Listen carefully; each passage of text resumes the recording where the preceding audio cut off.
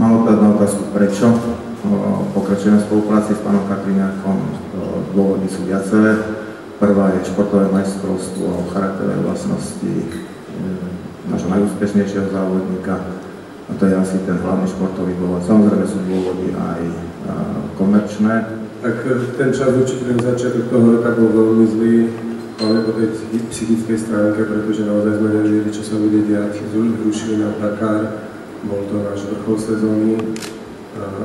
A potom samozrejme prišli nejaké informácie, že sa pôjdu iné preteky namiesto Dakaru, tak tá nádej potom ožívala, bola určite lepšia nálada.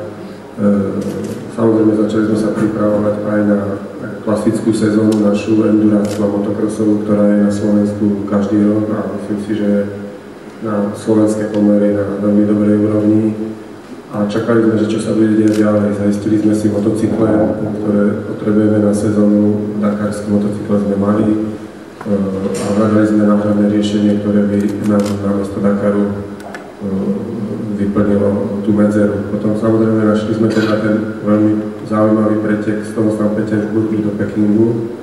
Začali sme na to pracovať a dostalo sa to do takého štádia, teda, že sme sa dostali do nominácie, prijali nás, tak v podstate tú čas aj štát máme zaistený. A samozrejme sme veľmi očakávali správu o tom, ako bude tá séria, Dakar séria, kde sa bude konať. A keď som sa dozvedel, že to bude Maďarsko, Rumunsko a časť tej rally sa bude aj v Maďarsku na tých miestach, kde som už asi 2 roky išiel Hungária Baja, tak som bol veľmi rád, lebo ten terén tam poznal. Stratégia, dá sa povedať, nie je žiadna, pretože posledné 3 etapy, ktoré sa jazdia okolo Balatonu a vo Veszpréme, ten terén tam pozná a v tom Rumunsku stratégiu musíme držať takú, aby jednoducho niekde nespadol a nemusel predčasne skončiť.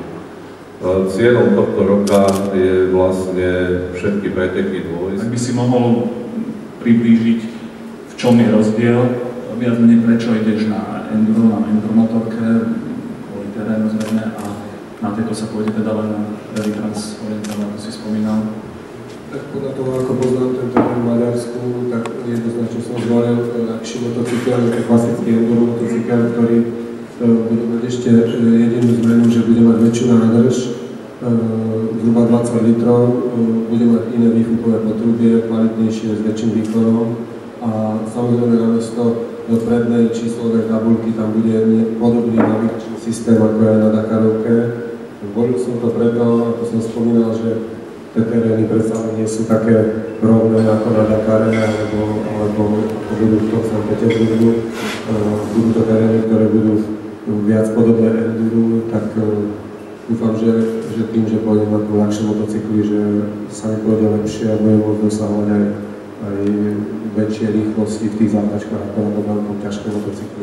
Dobre, takže určite sa k tebe dostala informácia, že sa vlastne krátili tie etapy v tom Rumunsku. Ako si prijal túto správu?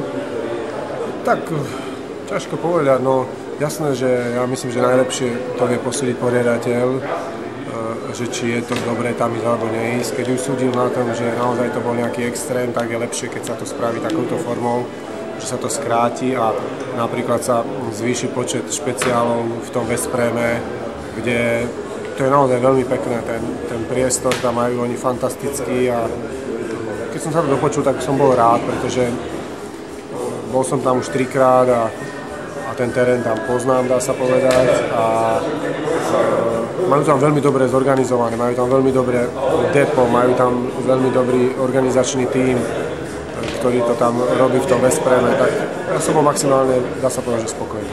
Čiže ak by si chcel pozvať slovenských fanúšikov motorkárov, aby sa prišli jeden deň pozrieť, buď ten štart alebo cieľ vychádza na víkend, prípadne tá etapa teda okolo toho Veszprému?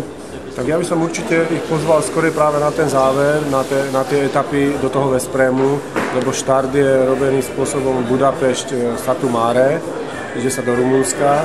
A potom, keď sa budeme vrácať, tak by sme mali, aspoň podľa mojich informácií, robiť viacej koliečok práve v tom Veszpréme. Čiže určite bude asi lepší ten záver. Možno tie posledné 3 dni, alebo posledné 2 dni sa tam budeme točiť, tak neviem presne, že ako to tam zatiaľ zorganizujú, ale ten záver si myslím, že je určite lepší, lebo sú tam naozaj krásne úseky, Myslím si, že to bolo nádherné vidieť aj tie autá tam. Sú to také, je to taký priestor, kde je vidno na veľa miest. Je to urobené takým spôsobom, že sa tie trate hodne aj popri sebe míňajú. Čiže divák vidí jednu časť jazdcov, ktorá odchádza, nejde ďalej teda do Hôr a zase ďalšiu, ktorá sa vracia odtiaľ. Takže je to veľmi pekné tam to mesto. Čiže divácky atraktívne miesto určite, pretože to bola veľmi častá otázka, čo sa ma ľudia pýtali, že kde sa prísť pozrieť. Spýtam sa teda, keďže je to Dakar Series, bude sa to jazdiť tým štýlom, vlastne doteraz neviete žiadne etapy, nič a vlastne vždycky večer pred etapou by ste mali dostať ten itinerár do toho roadbooku a presne podľa toho roadbooku sa ide. Je to úplne presne ako Dakar, alebo? Dá sa povedať, že áno, že je to úplne to isté. To GPS-ko takisto je vlastne slepé až do nejakých tých presne, miest. Áno, takže bude to mať určite veľkú podobu toho Dakaru, už len tým, že má to z časti aj ten názov, takže oni sa snažia to vlastne všetko prispôsobiť tomu. Akurát si myslím, že možno tie špeciály budú aj trochu viacej značené nejakými pomocnými šipkami, pretože, ako som spomínal, tá trasa tam hodne popri sebe míňa, je tam hrozne veľa odbočiek, ktoré by sa v tej mape ani nedali v tom itinerári zaznačiť a preto aj na tej napríklad Hungárii, Baja sme vždycky tam mali pomocné šipky na tých špeciáloch, ktoré boli namotané na tom malom priestore. Čiže dá sa povedať, že na navigáciu to bude menej náročné, pravdepodobne Ten ako... samotný špeciál určite, ale spojovačky jednoznačne budú určite podľa navigačného. Ale samozrejme kontrolovať nás budú stále cez satelít, budú kontrolovať, či si to jazdci neskracujú a tak. Jasné, čiže čo sa týka tej elektroniky, tá je všetko identické, to čo s Dakarom. Vlastne prihlásená je svetová špička, dá sa povedať, jazdci, ktorí boli aj v Lisabone.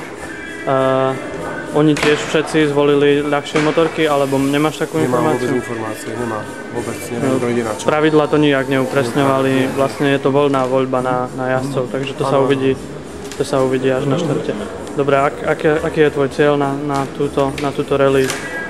Dojsť do cieľa, získať skúsenosti, samozrejme urobiť čo najlepší výsledok, ale ťažko mi hovoriť, že aký. Máš štartovné číslo 8, na Dakare to bola 9, znamená to, že niekto z tej prvej 8 pred tebou nenastúpil, alebo preto? Sa mi zdá, že keď som pozeral štartovú listinu, že to nebol jeden Španiel, Betis, ale nie som si istý.